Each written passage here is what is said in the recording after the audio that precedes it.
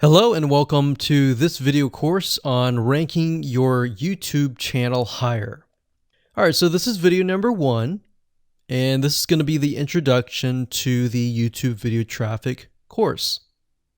Now, before we talk about the course, I want to make sure that you're in the right mindset.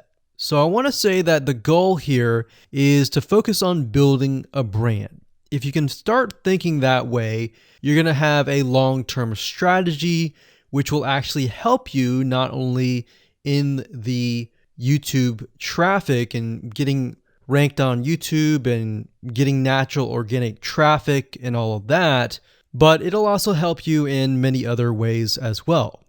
Now, while that may not make a lot of sense right now, it will in just a second. Now, this is not about throwing hundreds or even thousands of backlinks at your YouTube channel properties or videos. What you really want to do here is to focus on quality and not quantity here. And by doing that, it will actually help you in the long run, as you'll just see in just a minute.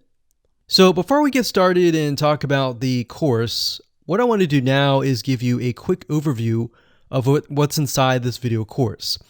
Video number 1 is the introduction, of course. Video number 2 is what this is not about. And I want to make sure that I cover this because a lot of times when we talk about ranking on YouTube or Google or getting traffic or of any sort, there's a lot of assumptions that are made. So I want to make sure that we cover those assumptions and possibly roadblocks that are blocking your way.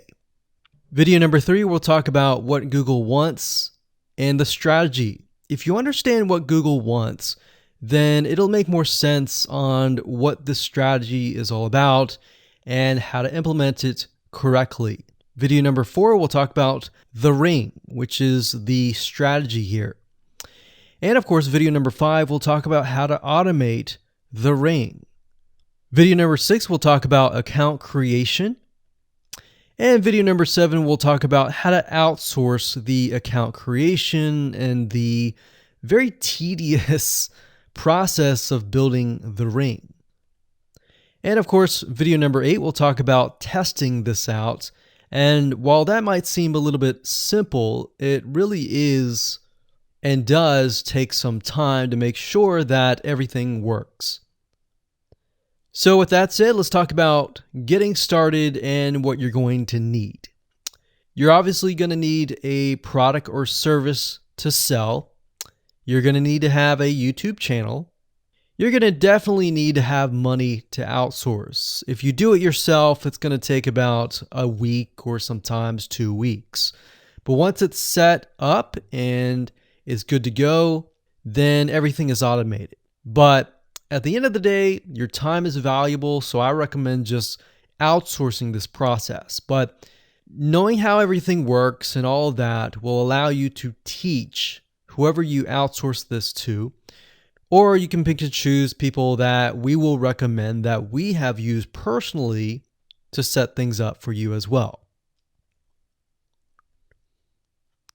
So with that said, let's move on to video number 2.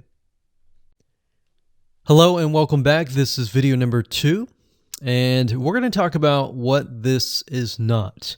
One of the biggest mistakes that we see a lot of people make is they assume that they know certain things, they know the strategy, they bring in what they already know and what they've seen work, and automatically assume that that is what the strategy is about.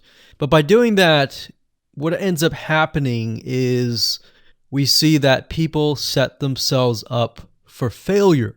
And we don't want that for you. We want you to be able to succeed as much as possible. So that's why I'm covering what this is not. All right. So to ensure that you're able to successfully implement this strategy, we want to discuss things that you do not want to do. So as I mentioned earlier in the previous video, this is not about throwing hundreds or even thousands of backlinks at your YouTube channel or at your properties. In fact, YouTube has become very, very smart in figuring out if you are actually gaming the system. So what we're trying to do here is think of a strategy that works long term. So you want to focus on quality and not quantity here. It's better to get a few backlinks that are of quality rather than getting thousands of backlinks that don't even relate to your content. And we're not talking about automated softwares either. So like I said, Google's very smart in figuring out how to detect fake backlinks or computer-generated backlinks. They're able to detect patterns. So what you're trying to do here is not follow any sort of pattern whatsoever. You want to make sure that it looks natural as possible, because otherwise Google will penalize you in the future. May not be this month, may not be this next year. It may be the 2 years later kind of thing, or it might be even this month. So what you really want to do is focus on a long-term strategy that is going to last. Now, obviously, we're not going to know exactly if the strategy is going to last or not, but part of the strategy is figuring out what Google wants and fulfilling that. Now, one secret to knowing whether a strategy will last or not is to ask yourself these questions. So this strategy, along with other strategies, you should ask this question over and over. Is this a shortcut? And does this seem spammy? And best of all, will this upset your visitors?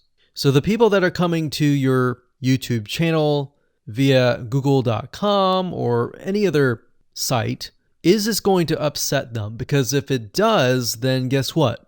Google is not going to like what you're doing, because they care more about the people that go to Google or go to YouTube and type in a keyword. They care more about them because they are who they are catering to, essentially. So now that that is out of the way, let's discuss what Google wants, which is really the crucial step in understanding why the strategy will work. So now that you have an idea, don't upset the visitors. If it's spammy, if it's a shortcut, this is going to upset them, right? So what is it that Google wants in relation to this? Well, we'll talk about that in the next video.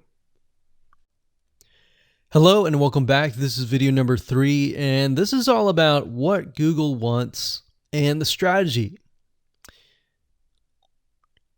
Now, we don't know exactly whether this is true or not, but based on the data that we have seen and based on the data that not only has worked for us, but for many others, is that Google likes brands. Now, it's not necessarily that they are particularly liking brands because brands make a lot of money or anything like that, but what we've realized are certain variables that make a brand stand out. So they don't exactly go out and tell people that they like brands, but based on the data that we've seen, we have seen brands rank better. So why is that? Why is it that Google seems to rank brands better? It's because brands last long term, and they oftentimes provide value. Remember, going back to what makes the visitors happy, it's the value that they are offering, right? At least the majority. So you'll notice that brands tend to have a really good following of fans that love their content. So why is that important? Well, their concern isn't really necessarily the brand, but giving people that are searching certain keywords on Google or YouTube, giving them what they want. Now, you'll notice that brands attract a consistent following as well. So Google likes it when they find that there's not only a good following, but a good engaging and good interaction. So their fans click and engage with their content more. And YouTube likes that. They love engagement. If you take a look at videos that rank really well, you'll notice commonality. And you'll notice that they have a lot of likes, they have a lot of comments. Essentially, they have engagement. And engagement is essentially the currency of YouTube. So whether somebody gets a bad comment or a good comment, a comment is a comment. A comment essentially, if you think about it, is worth about $1. Now, we're just saying that because it's like currency, engagement. Now, this means there is a higher CTR, or in other words, click-through rate.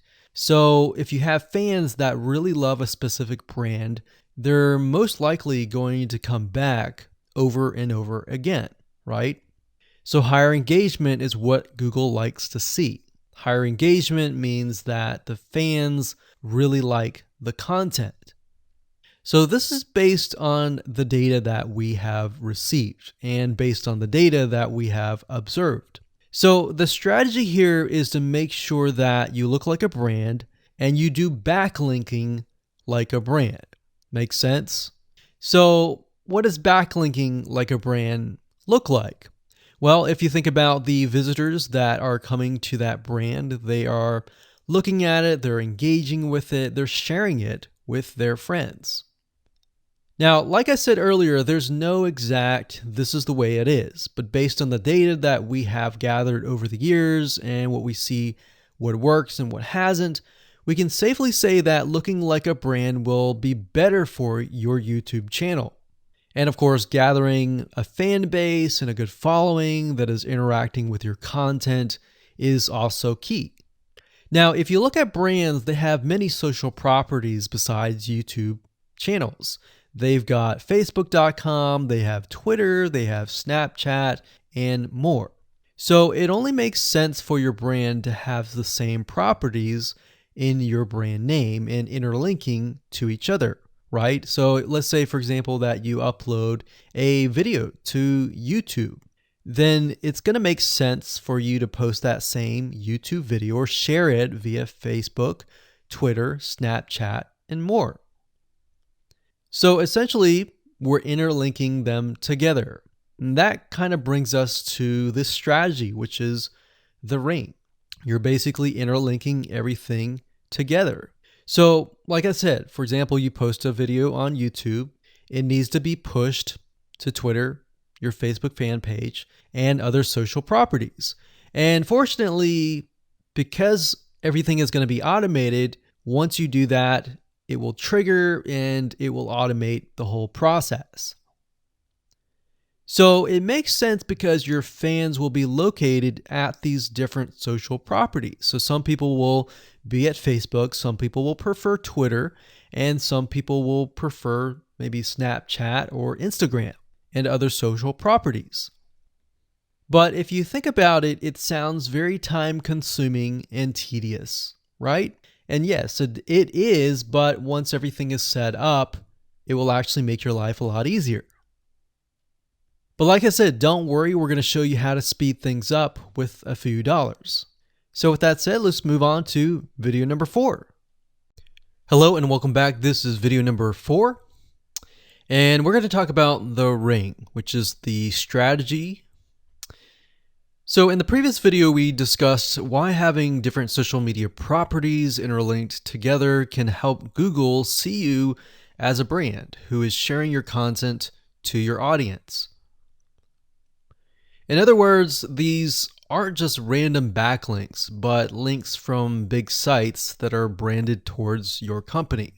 And this is why this is super targeted and is much more powerful than a simple backlink. Makes sense?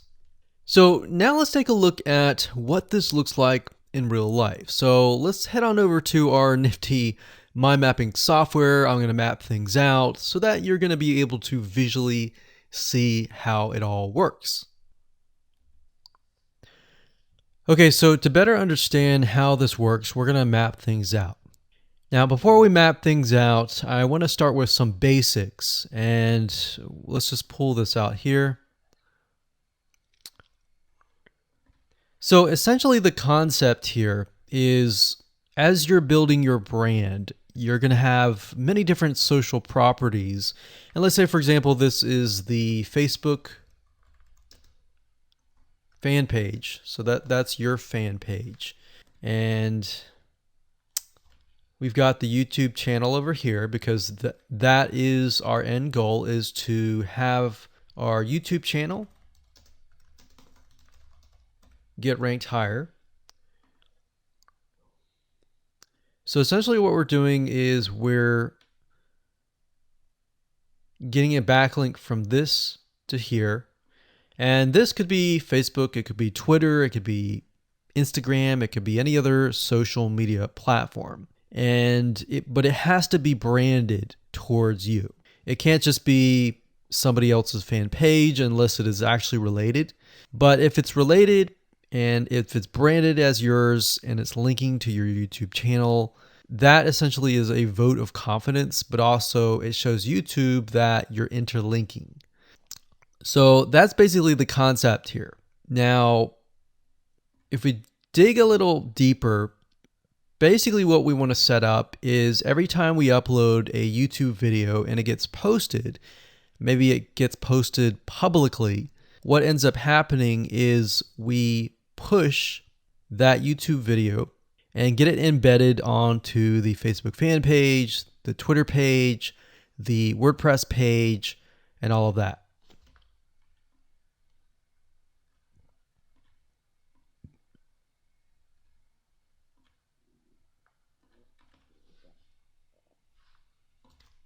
So we'll put Twitter.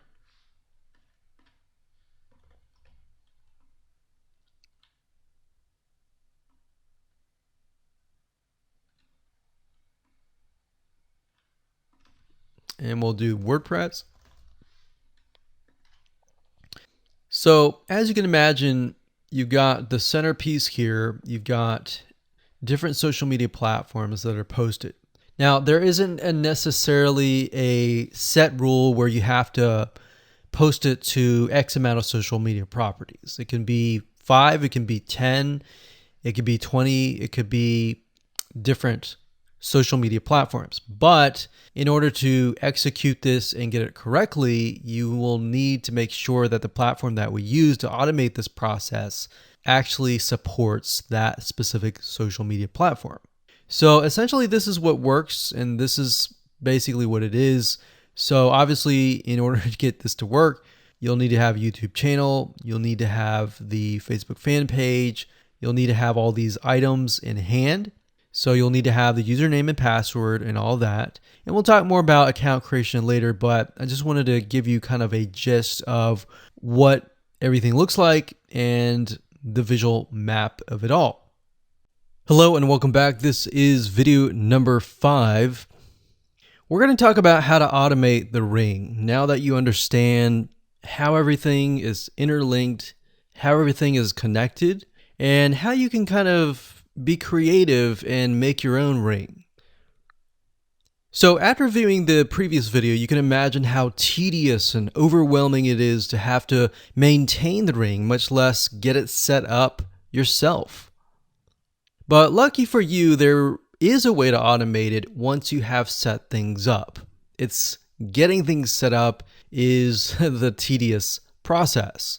Now, there's a software platform called IFTTT, and there's another one called Zapier.com that allows you to automate the process of moving content all around your social properties. So you could take a YouTube video and have it pushed to your WordPress site. And by pushed, I mean have it embedded on your WordPress site and then have it shared on your Facebook fan page, your Twitter page, your Instagram, and all of that. So you have essentially what we call triggers that whenever the trigger happens, then something else happens. So what IFTTT stands for is if, then, this, that.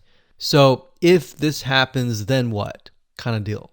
Now, between the two, Zapier will cost you a lot of money after a while. A lot of times they'll give you some free triggers and zaps, which is what they call it. And beyond that, it will cost money. Whereas with IFTTT, it's just as good, but it's free. So let's hop on over and show you how IFTTT works. Okay, so if you head on over to ifttt.com, that's ifttt, 3ts.com, you'll see this page. You can go ahead and create an account, and you'll find a lot of really cool, interesting triggers, is what we call it, in ifttt. So what a trigger is let's say you upload a YouTube video, and then the system detects that the video has been uploaded. What do you want to happen after that happens? So if YouTube video has been uploaded, then post it to WordPress. Then after that, take the post on WordPress, maybe post it elsewhere, or post the YouTube video to Twitter, and so forth and so forth. So as you can imagine, this does get tedious, but if you map things out, if you know ahead of time what it's going to look like, then you can simply look at it and say, okay, I'm pointing YouTube to Twitter. So anytime video has been uploaded to YouTube, then it simply gets pushed or embedded into Twitter. So we need to make a IFTTT trigger for that. So to do that, it's very easy. All you have to do is go to My Applets up here, and you can do a search for applets. Now services over here, I'm not going to click that, but this tab here allows you to essentially connect to all of the services that you're going to be using. So for example, as you can see here, I've got Tumblr to Weebly, RSS to Google Drive, a YouTube like to OneNote, YouTube like to Facebook page. And the reason why you might want to have YouTube likes is, let's say for example that you already have maybe 50 videos on your YouTube channel, but you want to find a way to get those videos embedded. So what we figured out is that YouTube likes is the way to go. So obviously you can't re-upload a video that hasn't already been uploaded and is already getting thousands of views. The way you go about it is create a YouTube like trigger so that you can simply like it, and then it gets posted to throughout your network. Now, as you can see here, you can easily get lost in the mix of everything. So that's why I said visually map everything out first, and then from that point, then you can simply go in and set things up. So like Blogger to Weebly, YouTube to Facebook, YouTube to Blogger, YouTube to Instapaper, YouTube to DIIGO, YouTube to Google Plus page via Buffer, and all that. And we got YouTube to Tumblr, YouTube to Twitter. So it can go on and on and on if you really wanted to, or you can simply pick and choose what you want and what you don't want and go from there. Now, in order to turn them on, you can simply click here to turn them on. But for the sake of just showing you, this is what it looks like.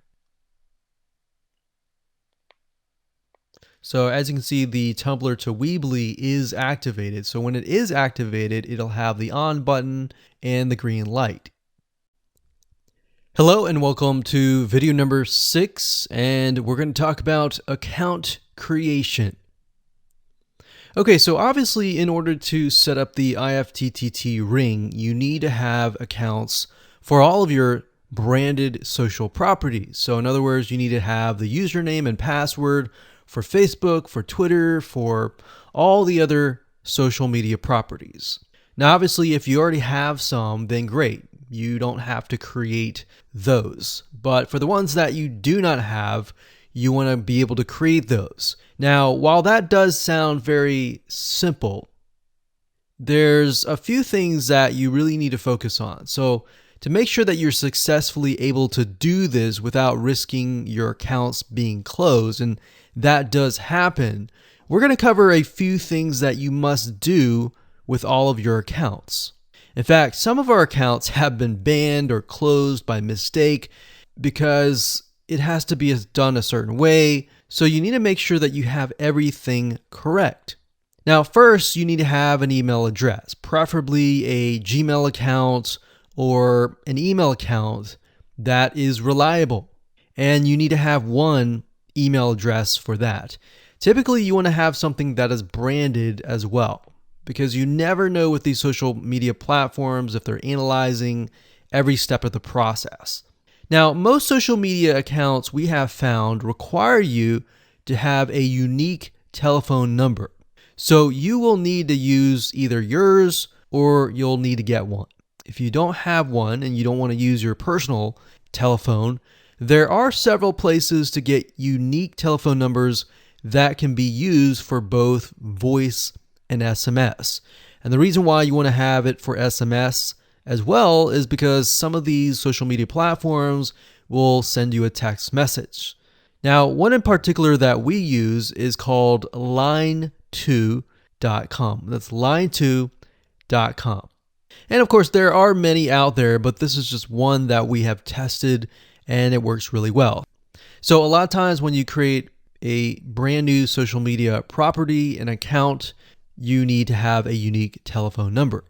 Now, the reason for needing a unique telephone number is because most social media platforms, they really want to make sure that you are legitimate, especially nowadays. They have a lot of checks and balances and things that you need to get around to make sure that your account stays open. In fact, recently Facebook has been on a major crackdown, especially with everything that's been going on in the news. They want to make sure that you are legit and that you are not fake.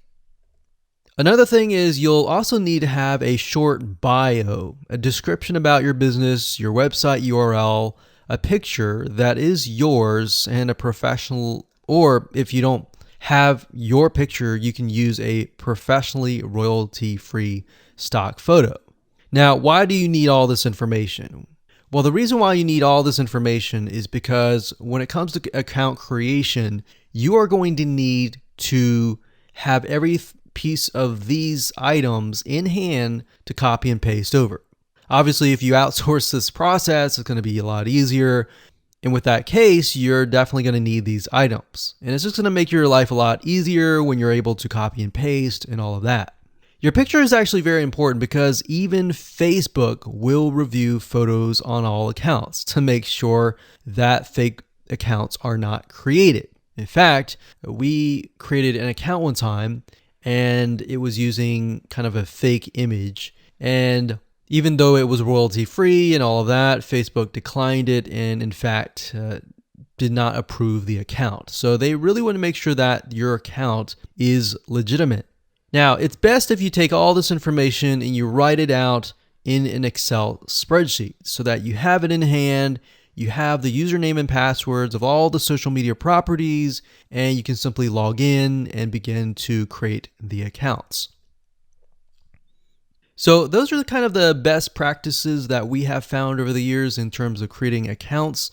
And while some of those seem very basic, the one that really stood out that was really important was making sure that you had that unique telephone number. Okay, so hello and welcome to video number 7. We're going to talk about outsourcing. So as you can imagine, creating a ring is very time consuming, especially depending on how big the ring is and how many rings there are and all of that. So it can go anywhere from a few hours to a few days to even a few weeks. And that's the reality of it, is it takes hard work. But once it is set up and running, then you will begin to get better search engine ranking and you'll be able to get more exposure. So like I said, it can take a week or two for someone who's never done this before. In fact, if you outsource it, it's most likely going to take about a week for somebody who knows how to get things done, because account creation takes a lot of time. And then connecting everything from the triggers to the if-else statements and all of that. So what we found over the years is outsourcing is worth it. It's only about $50 to $100 if your 2 weeks are worth more. Obviously, if you're struggling with money and time is of essence and you have a lot of time, then you can set these up yourself. But for the most part, we found that you really need to focus on your business and on whatever you're promoting. So go ahead and outsource this and it'll be worth your while. So let's discuss where you should go to find someone, and lucky for you, we've actually used several of these places. So we will show you particular vendors and freelancers that we have used so that you can simply just copy and paste. So what you want to do is you want to go to a specific website called legit.com with two I's. So LEGIIT.com. And when you get to this page, you want to type in IFTTT up at the top in the search bar, click enter, and then you're going to see a bunch of freelancers that can provide this service. So as you can see here, it says I will create an IFTTT network, and as you can see, there are like 4 different rings. So typically one ring will cost you about $50. So this guy here, his name is Gemini Guy. We've actually used him before and gotten fairly good results. And what he'll do is all you have to do is give him the information for, like I said, the accounts, and have the username and password. And what we usually do is we create a brand new email account. So it's nothing related to the old business accounts or anything like that. So it's a new email account, all the information on a spreadsheet, and then we send it over to him. He creates the accounts, and then he logs into your IFTTT account, which you'll need an account for that as well, and then he'll set everything up. There's a lot of people that are doing this type of stuff. Some are doing like video embeds, and that's another thing with YouTube. One ranking factor is the more embeds, the better. But the more embeds that are done on a branded social property or a property that is actually related to your theme, that is actually better. The reason why is an embed is kind of considered a backlink to YouTube. So if we were to create a IFTTT network that is specifically creating as many embeds in different social media properties, that can help as well. So we can have a ring or several rings, and on top of that, we can have video embeds. Now, the nice thing about legit.com is it's really focused on a lot of online marketing, SEO, and other different services like backlinks, PBN links, and all of that. But what we found is you don't want to get too fancy. You want to start out slow and work your way up. Because if you start just throwing a bunch of backlinks or even video embeds right away, it doesn't look natural, right? If you release a piece of content, sometimes it can take a week or weeks until you start getting hundreds or even thousands of likes or engagement. So you don't want to throw thousands or even hundreds of thousands of backlinks right away, right? So that's not going to look natural. And going back to what we talked about earlier in the previous videos, does it look natural? If it doesn't look natural or doesn't seem natural, then that can be a problem. So legit.com is an awesome site to go to. And this guy right here, Gemini Guy, like I said, is someone that we've used. Now, obviously, you can go to these other people and look at the reviews and see if they have good reviews and see what other people are saying. Hello and welcome to video number 8. This is all about testing and making sure that you understand how to test it to make sure that it works. Because I will say once these are set up, a lot of times, sometimes they work. A lot of times, sometimes one of the items throughout the line does not work. So I'm going to show you how to troubleshoot it. So whether you created the ring yourself or you hired somebody to do it, testing is very, very important. In fact, we outsource most of our rings, but yet we still have to go back and test it out. A lot of times when these freelancers are in the mode, they'll test it out, but they're really relying on you to test it out because they can't upload a YouTube video to your YouTube channel unless they have access. And a lot of times we don't give them access for, privacy and security reasons. So let's go ahead and discuss how to do that. So let's hop on back over to IFTTT and I'll show you how you need to test things out. Okay, so we're back at IFTTT, and what I recommend that you do is you open up the Excel spreadsheet that the freelancer gives you or that you've created yourself. And on that Excel spreadsheet, it should have your username and password and all the links to all of the accounts that were created. So in that case, how do we test it out? Well, obviously, we're going to need to upload a video to YouTube.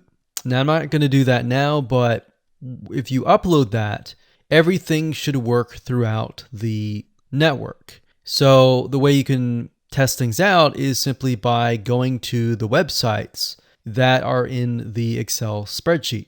So once you go there, if it has been posted, it works. If it's not working. If it's not working, then you'll need to kind of troubleshoot it, either get the guy who created the ring to help you out, or if you did it yourself, this is basically what you need to do. So you need to check through and figure out what's not working. So if we found that the YouTube video is not being posted to blogger.com, we need to figure out why. So we need to go to the applet. So this in case is the YouTube like to Blogger. So it's a little bit different than the upload to YouTube channel. But if we click on that, you can see here that we have the applet that goes from YouTube like to Blogger. So if we click on this here, you can actually get a better view of what's happening. So basically anytime a YouTube video is liked, we create a post on Blogger, we put the title, we put all this. Now we need to figure out why. Usually a lot of times the reason why it's not posting is because it's not connected to the account. So you want to make sure that it's actually connected. If it is connected, then sometimes you'll need to look at, for example, this. Is it posting the title and maybe not the video? Or is it not posting everything? If it's not posting everything, it usually means it's a connection issue. If it is posting like the title but not the body or the YouTube, then maybe it's the embed code is incorrect. So you can check that. So really what it comes down to is just trial and error. But if you really outsource this, it's really going to be a lot easier. But that's what we found to be the case in most of the time, is that the services are not being connected. And I will say IFTTT, sometimes it's can be hit or miss. And sometimes in that case, the services may or may not be working. And that's really reliant sometimes on the YouTube channel, the social media platform, and all of that. So hopefully those tips can help you along the way when it comes to testing.